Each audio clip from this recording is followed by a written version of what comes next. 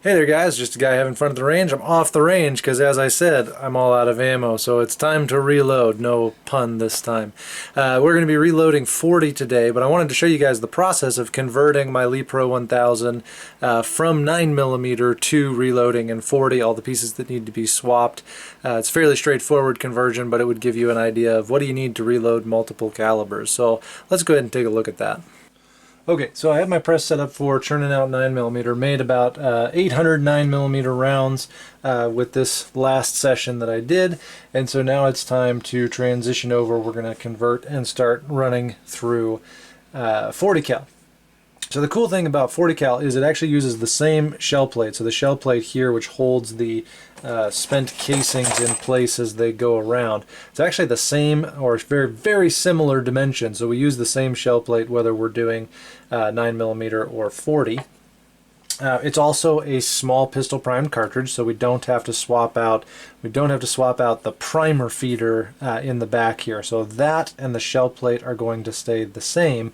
However, the dies up top, as you can imagine, all need to be different, and my bullet feeder needs to be different. So we're going to swap out the decapping, depriming die, the powder feed and flaring die, and then the bullet seat and crimp die. We're going to swap those out to their 40 caliber equivalents.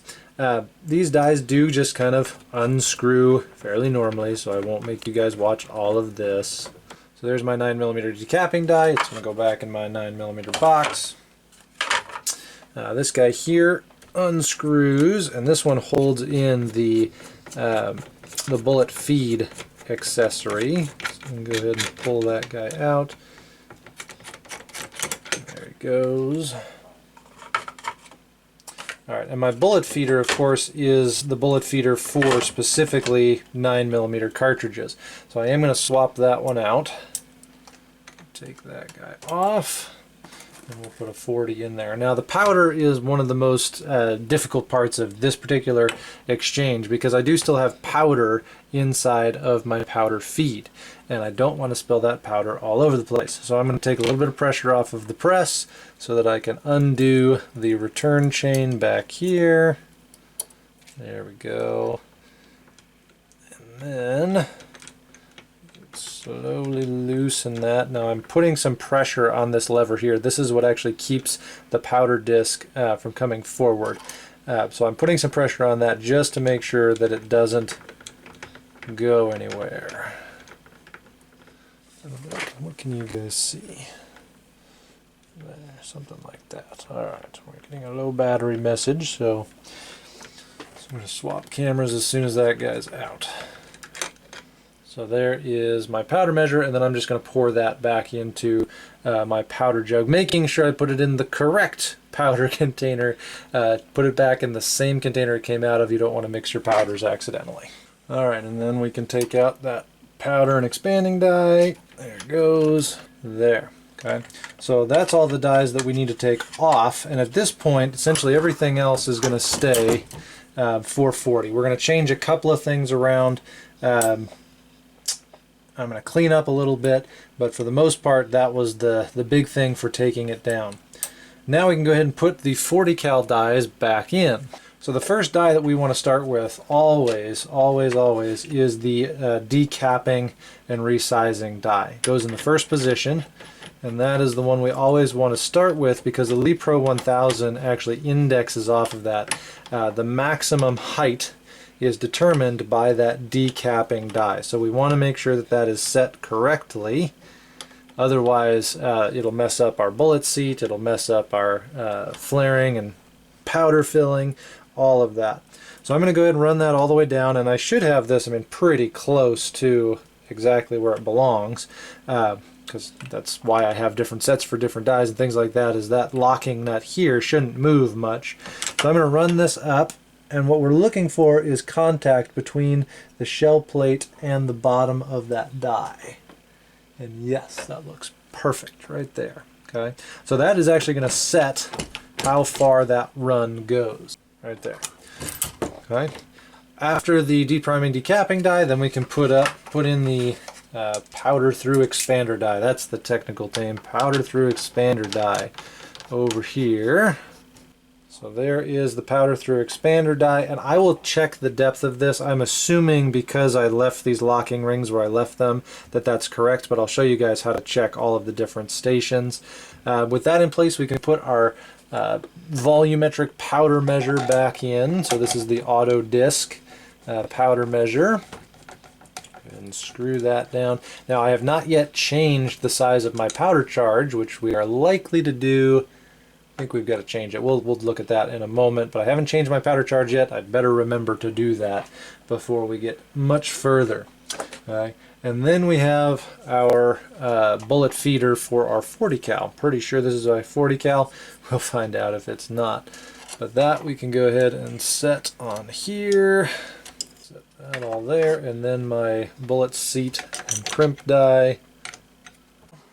Okay, so we've swapped out all of our 9mm dies for 40 caliber dies. We've changed out our bullet feed kit, and we've got our powder measure in place, but we need to figure out what the volume of the measure is. And if I pull this forward, we'll notice that we are on the 0.40, which means 0.40 cubic centimeters of the powder. The powder that I'm using for these particular loads, or what I was using for 9mm, was CFE pistol. Okay. Is a very good pistol powder. I like CFE pistol. But how do we know if that's the correct charge? Well, you can find online, and it'll come with any press that you have, these lists from Lee that have all of the different powder charges and the correct disc for that charge. You can also find lists that have just the general VMDs for a whole bunch of different powders, etc. Then you can go over to the Hornady website or the Hogdon website or wherever you're going to find your powder data to figure out exactly what the maximum charge for that particular powder is. I got sick of looking things up online, so I made my own Excel spreadsheets. Nerd! So I can look up here if I want to do 40 Smith & Wesson, 180 grain, and I'm doing it on CFE pistol.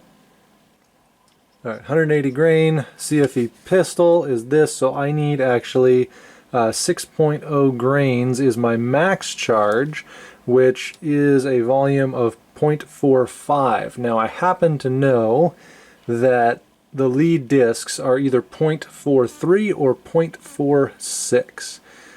So because 6.0 is the maximum load, I don't want to go up to the 0.46, and I can actually double check that real quick here. CFE pistol, the 0.46 would put me at 6.1 grains. That would be a 40 plus P beyond what the firearm is rated to handle pressure-wise. So I'm actually going to drop down to the 0.43, which is 5.7. So that puts me under the maximum pressure, but it's still enough powder for those 40s to cycle reliably. I'm getting a good amount of energy. So I am going to drop down to the 0.43, but that is one position larger than the 0.40. So on my disc measure here, I can pull it all the way up, pull it out so that the 0.4, trying to do this one-handed, left-handed, woohoo. Alright, there we go.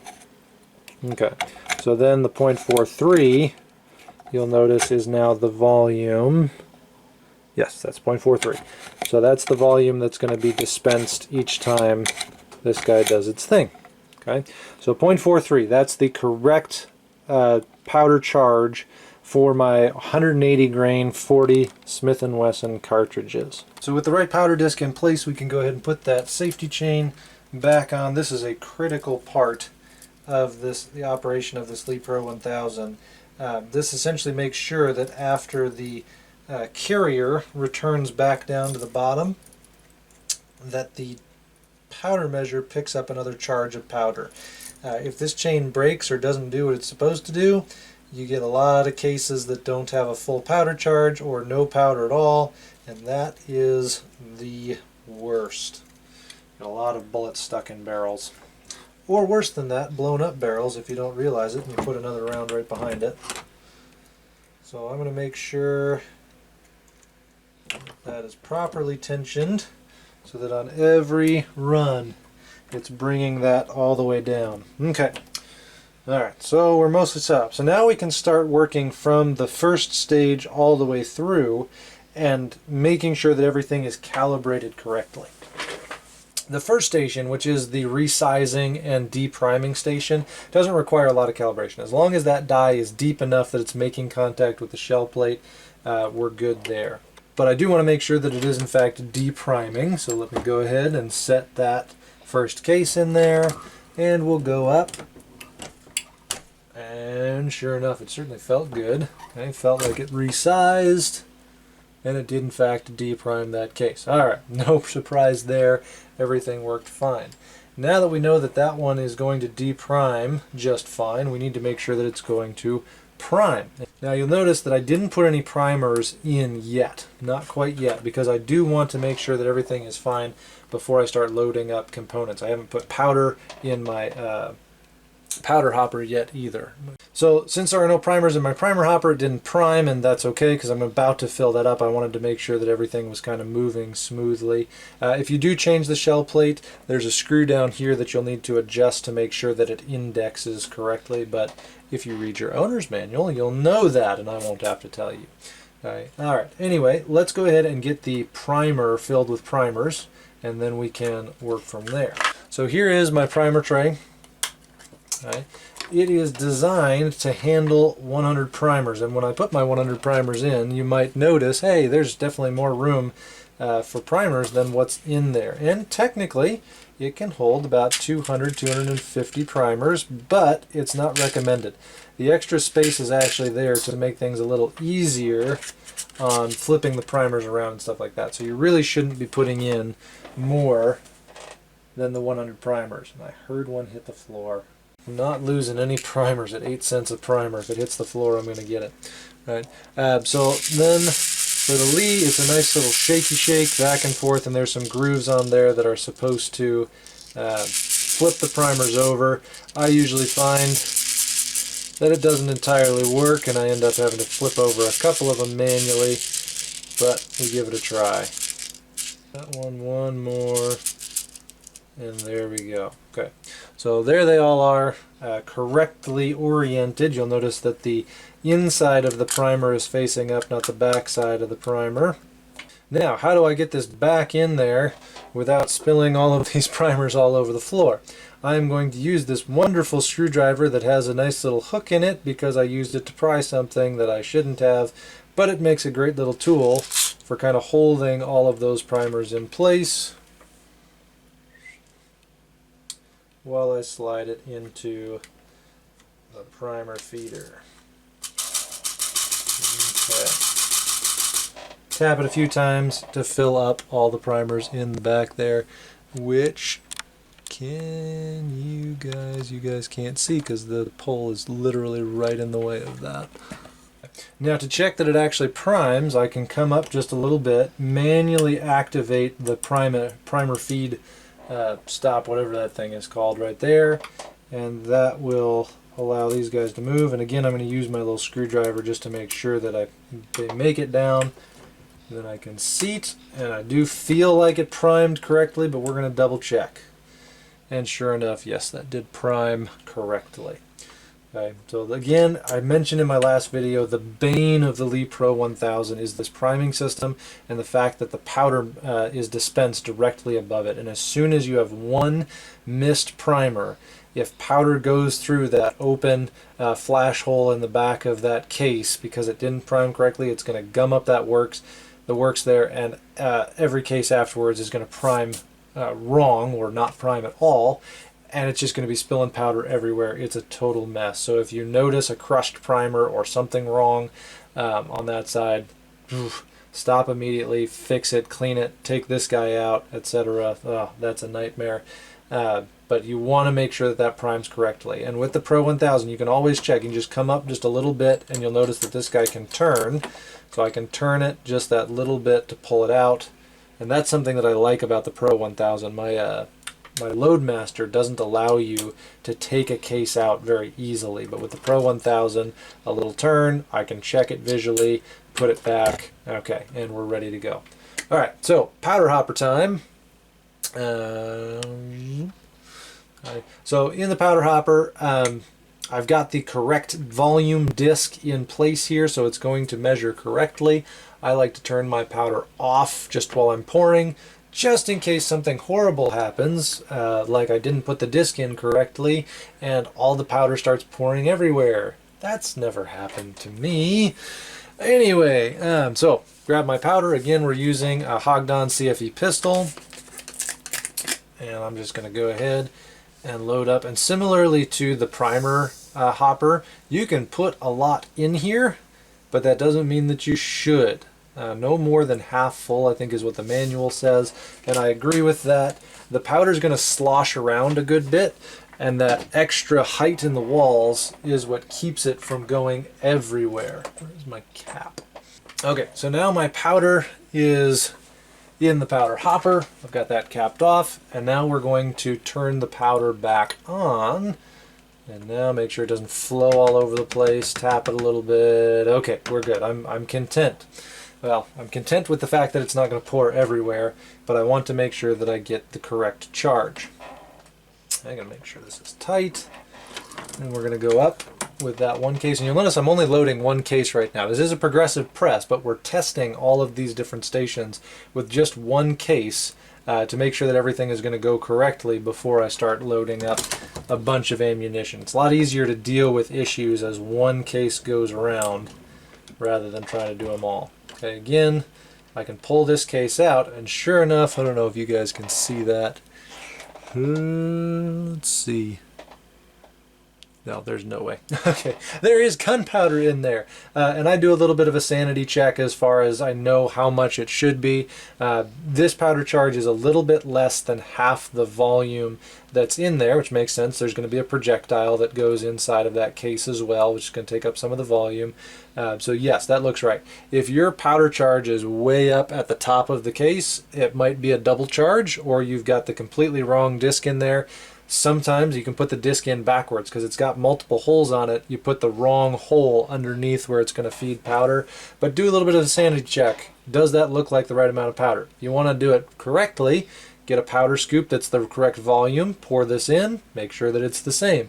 Or the best way, since I mentioned in my last video that the powder weight, it's the mass of the powder burning that creates a certain amount of gas, you can actually weigh this on a scale. I don't have a scale sensitive enough to actually do 6 grains of powder, so I look at it, visually inspect it, and if I'm really worried about it, I will go ahead and throw it in another measure of the same volume. Okay.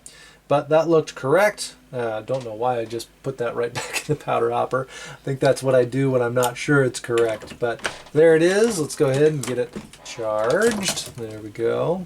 Okay. Now the other thing that I'm checking there is the flare on the case. I want this station to flare that case mouth just a little bit so that when we go to put a projectile in it, that projectile sits in there nicely. And that's a good amount of flare that I have there. If the projectile won't sit in nicely, I've found with these auto bullet feeders that oftentimes it'll catch the jacket and you'll get some of the jacket outside the case. That's no fun. So if you get a good flare on it, it won't strip that jacket around the outside of the case, it won't cut the jacket. But you don't want to flare it so much that it's working that brass when it puts it back together. So just a little bit of a flare, but that bullet should seat in there nicely. Now, let's see, I'll wait for a moment on that one. So now I'm going to check the seating depth as well as the crimp. So I can feel right now that the case is expanded a little bit because of that flare, and the crimp should take all that away. I'm not going to crimp it so tight that it's actually digging into the projectile on a 40 cal. That doesn't make a lot of sense, but I am going to make sure that it's at least straight, if not slightly tapered, when we're done. So I'm going to set that projectile into that case, and we're going to go ahead and run it up to the top. Let's get this guy out of the way. There we go. And I'm kind of feeling for it. Alright, and that does look pretty good, but we're going to double check a few things. So you're asking, how do I know what the correct depth, etc. is? Well, all of the lead dies come with nice little manuals, and in that manual has a diagram of what exactly you should be seeing. So here's a maximum overall length, and I usually load pretty close to that unless I need to. shorten it for some reason, like the bullet profile is too aggressive, and so it's making contact with the rifling too soon. So, I didn't even look at what the number was. 1.135 is the maximum overall, 1.135. So we pull out our calipers and we go to 1.135, 1.135, something like that, and we can go ahead and check. Oh, that's perfect. It's almost like I've loaded 40 before and set that to exactly what it needs to be. Which is not how it comes from the factory. You'll have to do some finagling with that. But yeah, that is exactly the length that I want it to be at, and the crimp I can feel is good. Visually it looks good. So that is exactly the way that I want that round to end up looking. So I'm not going to mess with this adjustment. If you need more crimp, you can screw the die itself in. If it's seating too deeply, you can back out the bullet seat depth here. If you need it to seat deeper, you can screw that in. And usually what they recommend is to keep the die backed out so it's not crimping down on it. Get the depth set correctly, back the depth all the way out, set the crimp the way you want it, and then once you've got the crimp the way you want it, you can actually run it all the way up like this, and then run the seating depth until it makes contact with the bullet. So you set your crimp, and then you set your depth. I don't know if that was clear or not, but Lee has videos on this if you really want to get into it. And there we go. We've got our cartridge all ready to go. So there's one. So now that I know that each of the different stages is in fact good to go, I can start getting this guy loaded up for progressive reloading. So I'm going to put my case collator in here. And then I'm going to go ahead and throw some cases up in my collator. Okay, so once my cases, or my case, once my case feeder is full, I can pull it back, and you're going to notice something potentially that's wrong. Actually, you guys probably won't be able to see it at all. It's not the right height. Because I was loading 9, this is set for the height of a 9mm, not the height of a 40. So I actually need to adjust this ever so slightly. There ought to do it. Okay, so we've adjusted that up just a little bit for the height difference between a 9 and a 40. So now my 40s should move right in. First station, a D prime and a resize.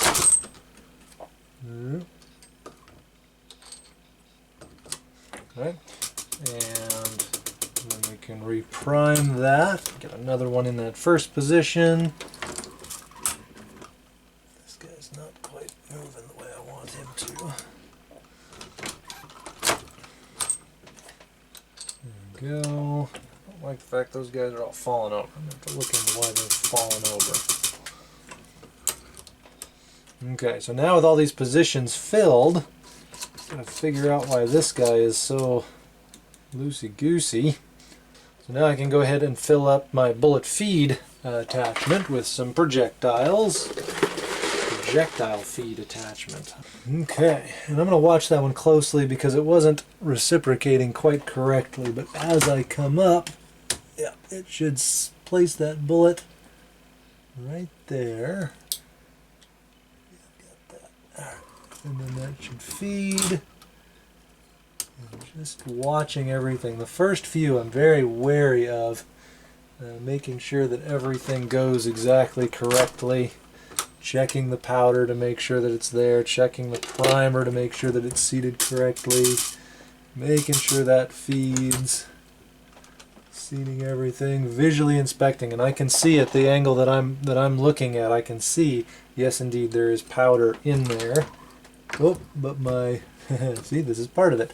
That guy didn't go back. Okay, that guy's not feeding very nicely right now.